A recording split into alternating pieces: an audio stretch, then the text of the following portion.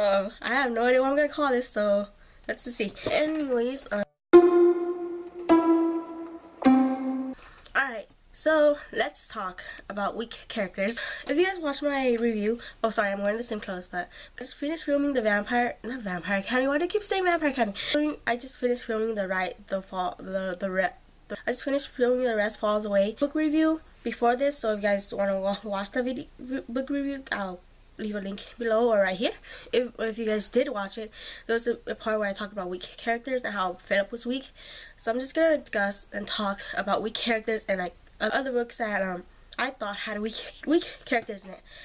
My definition of a weak character is if you have a lead that is like a strong lead, especially like a strong female lead, like Victoria or like Rose, who like could protect themselves, who could kill with a strike, who's a strong female lead. And then you have like the guy. My battery's dying. Hold on. Anyways, okay.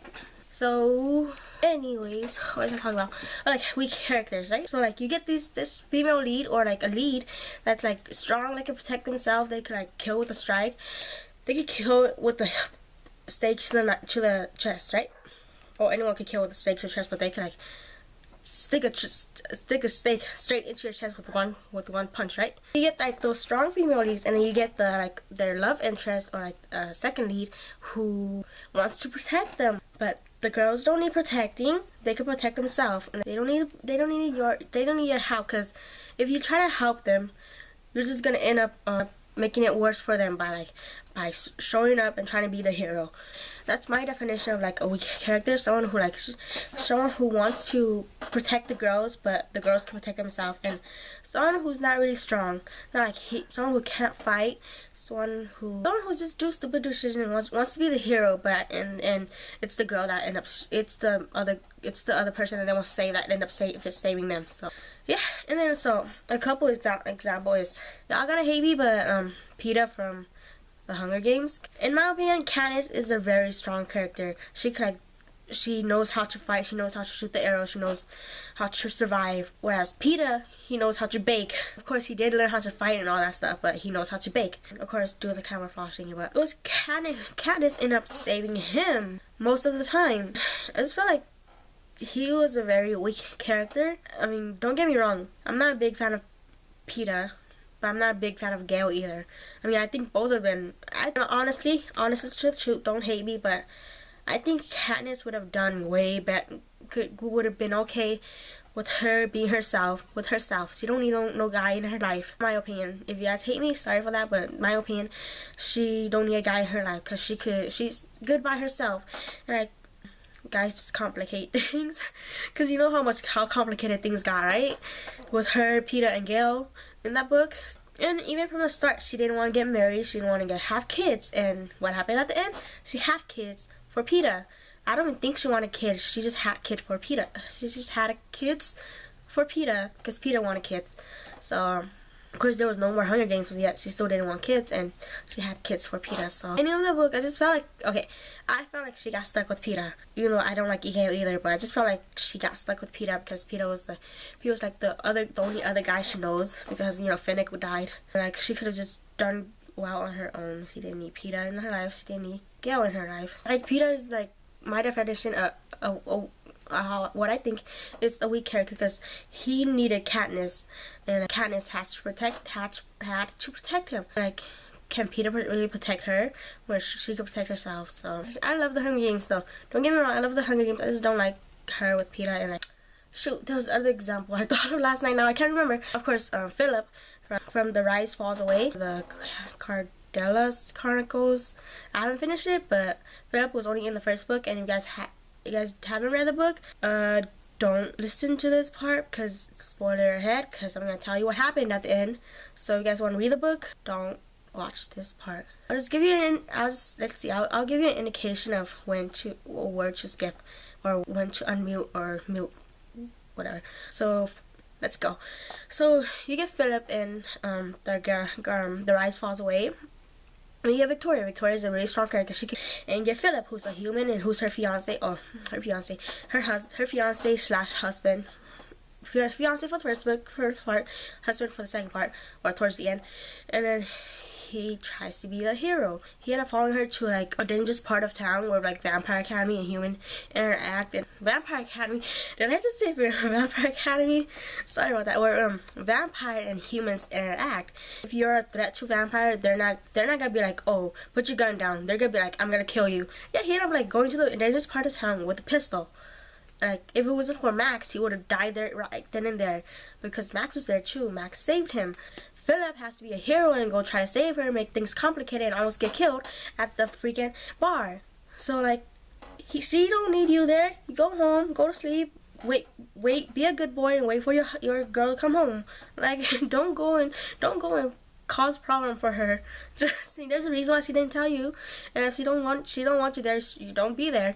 And at the end, when he found out that she was a vampire hunter, instead of going home, what does he do? He goes and talks to Sebastian. Goes to the freaking vampire bar to go talk to Sebastian. And what happened there? He ended up getting kidnapped. He ended up being turned to a vampire, and she ended up having this decision to kill him. Like, she ended up killing him because he was a vampire. He can't be turned back into human. Like, when you're dead, you're dead. You can't be reversed unless you're a Vampire Academy. Then unless you have like human, unless you have Lisa, then Lisa will come and like turn you back into a human. But you don't have Lisa in there. All you have is Victoria. She made the hard decision to kill him. She loved him. That's why she did. That's why she did what she did. And he just made things more complicated. I mean, if he had just gone home and talked to her, things would be fine. But no, he has to be a hero. He has to find out what happened. So he ended up going to a bar full of vampires. Like, you know vampires are real now. Why are you gonna go and find vampires? So, yeah. My last example. In this example, it's a female. It's a female lead, Bella from Twilight. This girl, I remember reading the second book and just being pissed at her and wanting to like jump in the book and strangle her or something. Like, how stupid can you be? He broke up with you, and yet you go through all this thing just to have a hallucination with him. Like, you know, driving a motorcycle and crashing a motorcycle just so you can see him in your head. Like, can't you imagine him in your head? He's not there. And like, why would you want to see a guy that broke up with you in the middle of the woods and left you there? I don't understand that part. So, okay, I know. I guess that's the romantic side of them. That's the romantic side of Twilight and all that stuff. But still, you jumped over a cliff just to hallucinate about him. Like, you want to commit suicide. Not commit suicide, but you could have died, and yet just to see a little glimpse of him in your head. I know my love for that book, but there's some problems with that book, and there's some problems with Bella, book and movie. I haven't seen the last two books, three movies. So, like, the last movie I seen was New Moon. I didn't really like the movie as much as I like the book. Anyways, Bella was like really weak, and what came out of her jumping off the damn cliff? Victoria saw her. Victoria was her name. Victoria, the red-haired lady. It's been a while. The red-haired lady ended up seeing her because, you know how she saw like the red hair in the lake. Bitch was crazy.